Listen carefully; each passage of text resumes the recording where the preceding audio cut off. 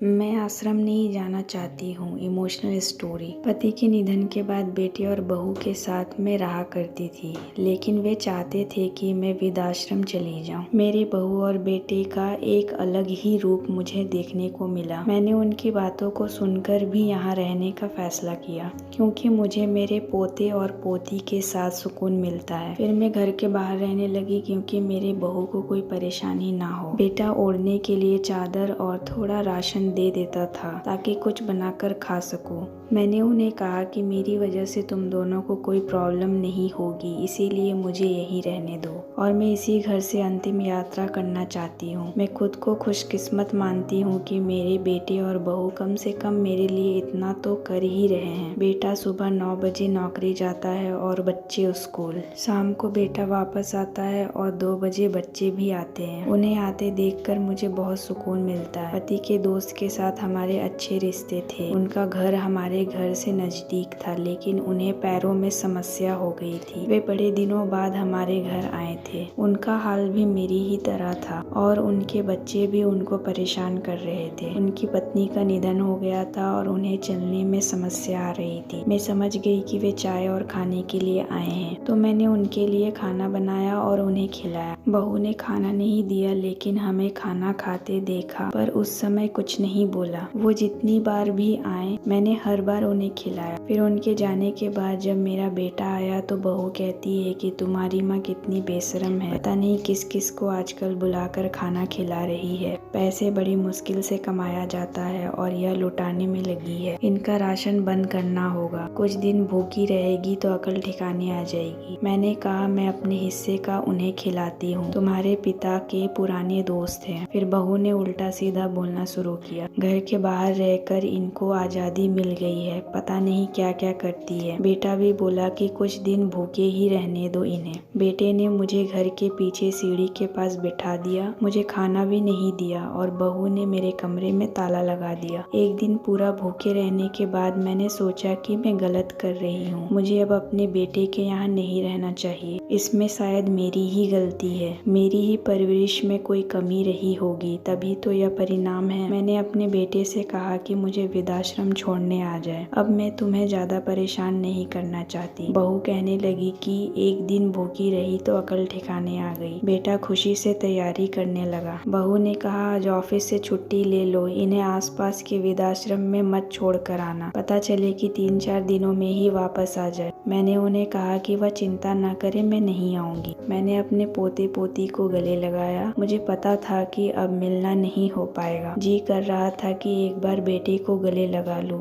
लेकिन उसने बोला जल्दी करो, जल्दी चलो। मैंने बहू से कहा कि बेटा का ध्यान रखे। मेरा बेटा मुझे छोड़ आया। मुझे लगा कि मैं अब खुश हूँ। कुछ दिनों तक उदास रही, फिर सच को स्वीकार किया। मुझे अब यहाँ अच्छा लग रहा था और मैं काम में लगी रहती थी। मैं यह चाहती हूँ कि ऐसा किसी के साथ ना हो। माता पिता को इस समय के लिए भी तैयार रहना चाहिए और बच्चों को पाल पोस कर बड़ा कर दो, सिर्फ उनसे कुछ उम्मीद मत रखो। आशा करती हूँ ये वीडियो आपको पसंद आया होगा। इस वीडियो पर आपकी क्या राय है हमें कमेंट कर जरूर बताएं। वीडियो पसंद आया हो तो लाइक और शेयर करना बिल्कुल ना भूले। चैनल पर नए हो तो चैनल को सब्सक्राइब जरूर कीजिए। वीडियो देखने के लिए, कहानी सुनने के लिए आपका बहुत बहुत धन्यवाद।